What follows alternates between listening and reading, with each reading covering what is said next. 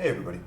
I'm going to go over installing EdUBudgie, which is the version of Ubuntu that I put together for schools. But there are a couple of caveats.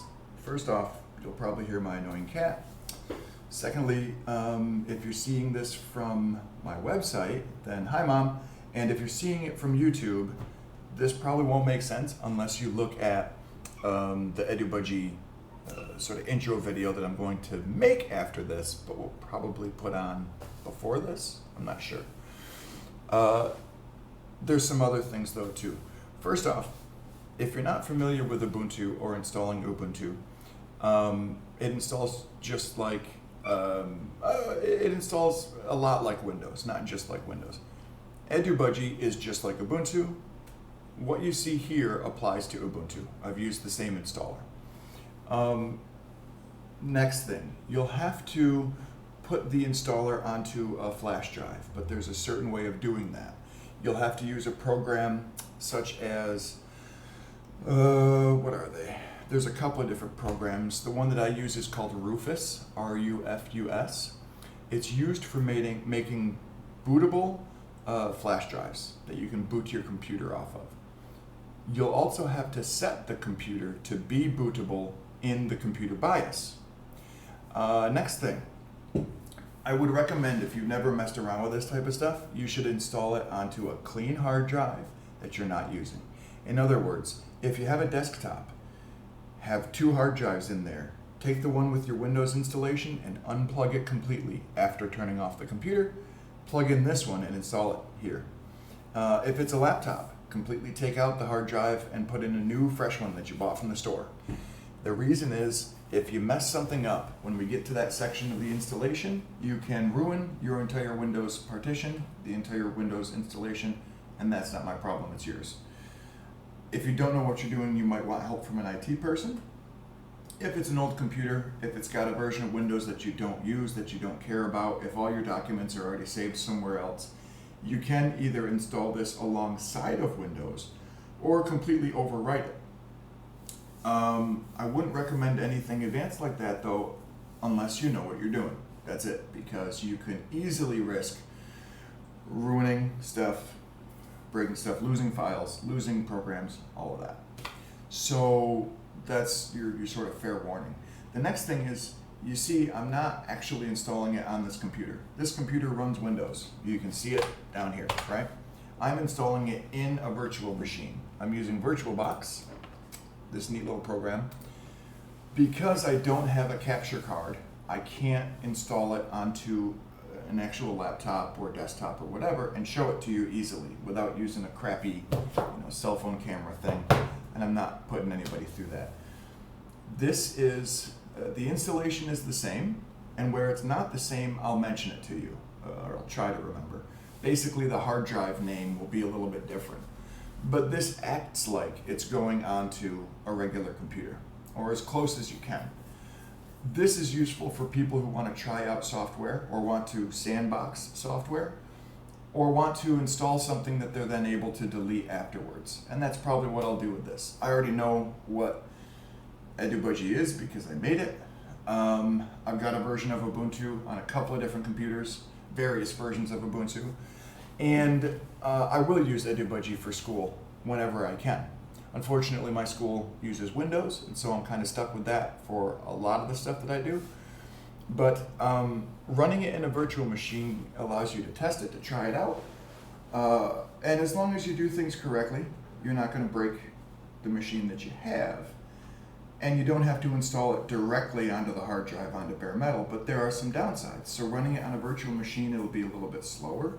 And you'll see that in the follow-up where I actually give kind of a tour of EdUBudgie. Gina, bud, Seuss, bud, I'm doing the thing, stop. And so anyways, I think that's most of what I wanted to say. So this isn't exactly the same as installing it onto a bare bones machine, onto bare metal, because there's going to be a little bit of, the hardware's not quite as fast, because it's being sort of translated through this virtual machine program.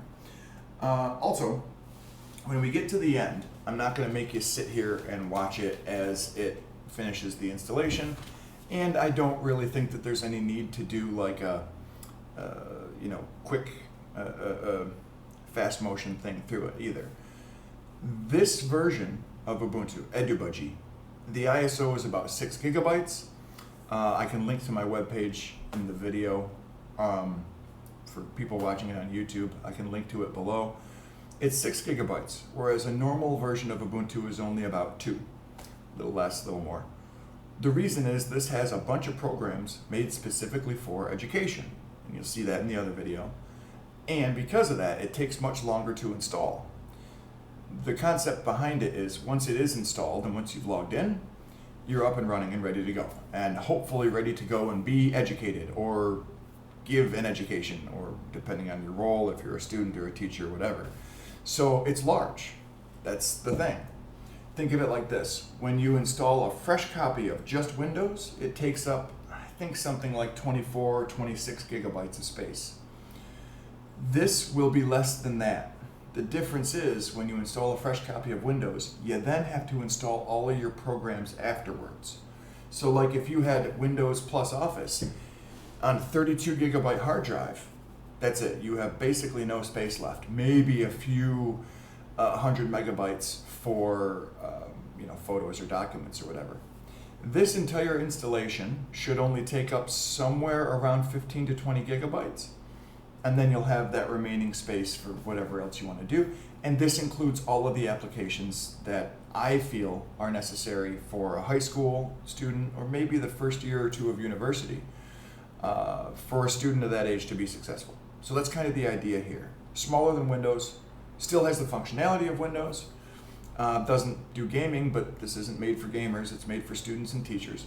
And it should be something that IT teams can administrate fairly easily, right? So anyways, let's get into the install.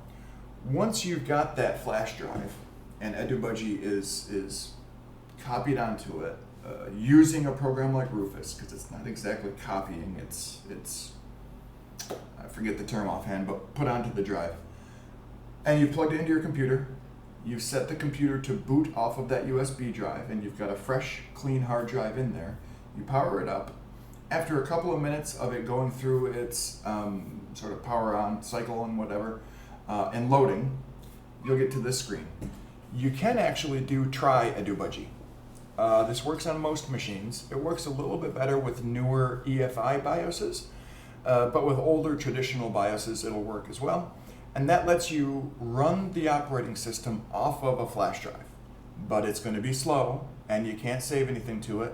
And once you turn it off, any changes you made, anything you've done has been lost, unless you've saved it to some external source like Google Drive, or like an extra flash drive, or a separate hard drive, or whatever.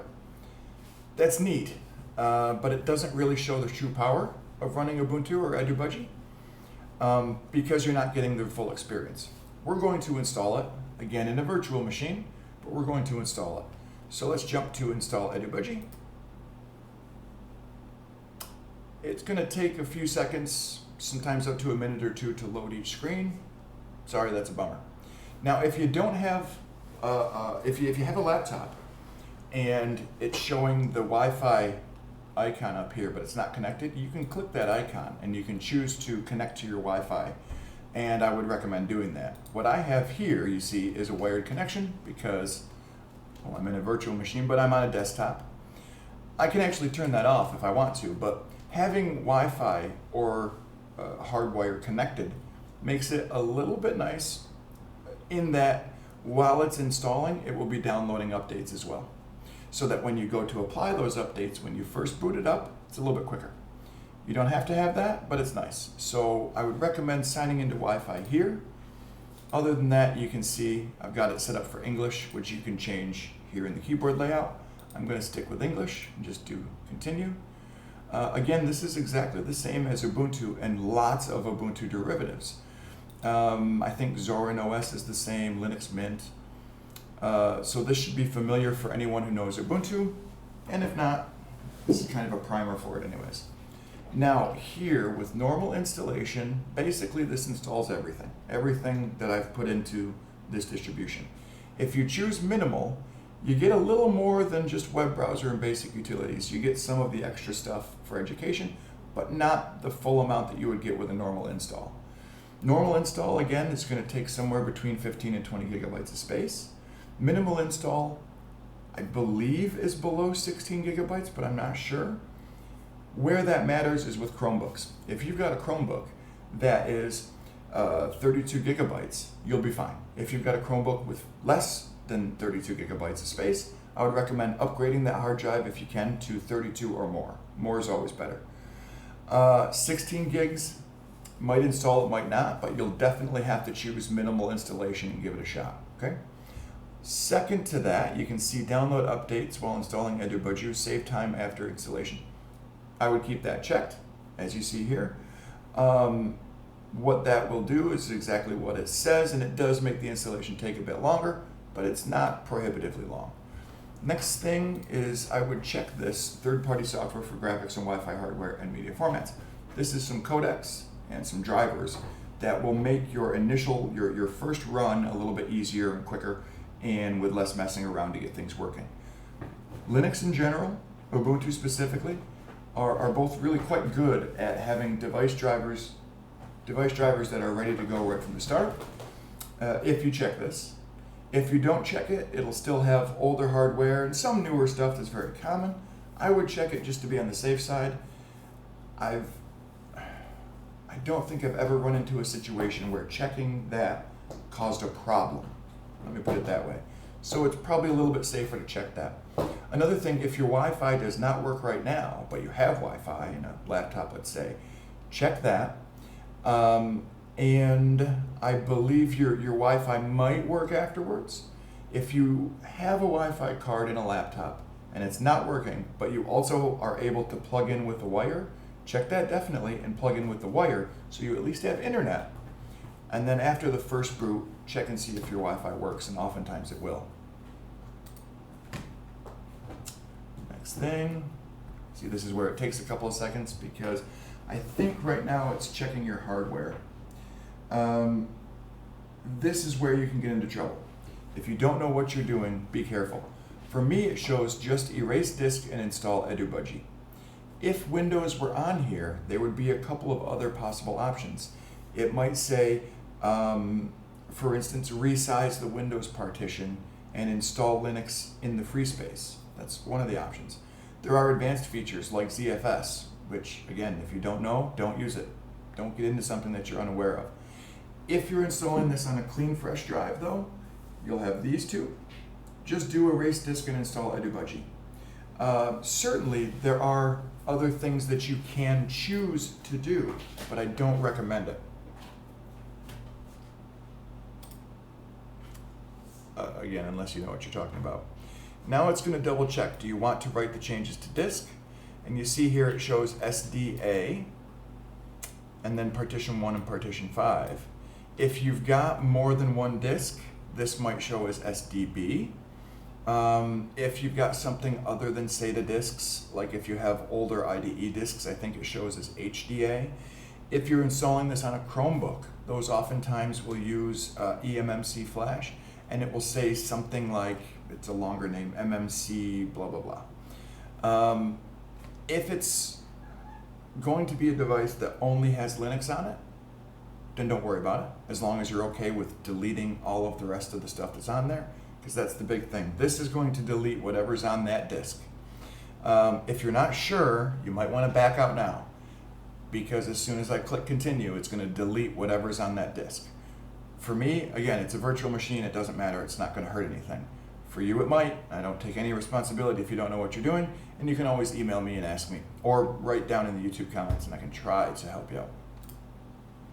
So now it takes a couple seconds. What it's doing is formatting the disk, partitioning the disk, and making it so that you can install Linux onto it. Now I'm going to select my time zone, and you can check any city. I'm going to pick, let's see, right about there. Yep, there's Istanbul, and next. Continue. And again, you can choose any city, just get it close to where you're from. So for instance, let's see, New York, I don't think Syracuse shows up, it just shows New York State all as New York. Yeah, New York and Toronto are closest to Syracuse, where I'm from originally. But we'll do Istanbul. Now it's going to ask you for your name, and you can put in your full name here, and then it wants to name the computer. So this one's Atom VirtualBox. It gives you a suggestion. It's called VirtualBox because that's the name of the computer, of the virtual machine. If you're installing it onto bare metal, onto the computer itself, it'll probably say something about that computer. Like if it's an HP Pavilion whatever, it might say Atom-HP-Pavilion-whatever. It's about information that's in the BIOS, but in this case it's the VirtualBox BIOS, so it's just showing VirtualBox. Then it gives you a username as a suggestion. You can change that to whatever you want. I'm just going to leave it like this. I'm going to choose a password, and here you can select required to log in or log in automatically. Required to log in is safer and more secure. If you are the only person who's going to use this computer, log in automatically might be okay, but it's not secure. You should just know that straight up. It's just not secure. So now I'm putting in a password. You can see that it's a good enough password and that they match. Okay, so you get fair password and a check. Continue. So this is where it gets into the actual installation, and you can just sit back and relax. It's gonna take a while. It's faster on faster machines, but it's just gonna take a while. If you wanna see specifically what it's doing, you can click this arrow here. And on my screen it's too small, but on your screen it's probably a better screen. Again, this is a virtual machine thing. And you can actually see what files it's doing and what it's doing with them and so on. I'm not going to get into any of that because it really shouldn't matter to you much. But when it's finished, what you'll get, and I may pause this and show you. When it's finished, what you'll get is a screen that pops up and just says, installation is finished, would you like to restart? And at that point, if you click restart, it will then go through a series of screens and then pop up and tell you, remove the USB disk or remove the installation media, I think it says, and press enter. And that's when you'll pull out the jump drive that you used to install it. After you pull it out, hit enter. And then it will reboot and you'll be in the first boot. And that's, I think, where I'll pick up in the next video when this is actually booted, and I might, yeah, we'll go from there. Anyways, so that's about it for this one. It's a bit long, but hopefully the intro video that comes next will be a little bit more enlightening. The point of this is to kind of hopefully show you that it's not insurmountable to install Linux. It's not like it was 10 or 15 years ago. It's not like it was even, I don't know, 5 or 6 years ago. Although I think Ubuntu was still pretty good then. It's simple. That's the main point. It's simple. There are a few steps that you need to get through, like creating that USB drive, finding where to download the installation media and such. Once you've gotten over those things, it's not that bad. It's as easy to install as Windows, but you get into the world of Linux. So I'll pause it there, and if you have comments, leave them down below.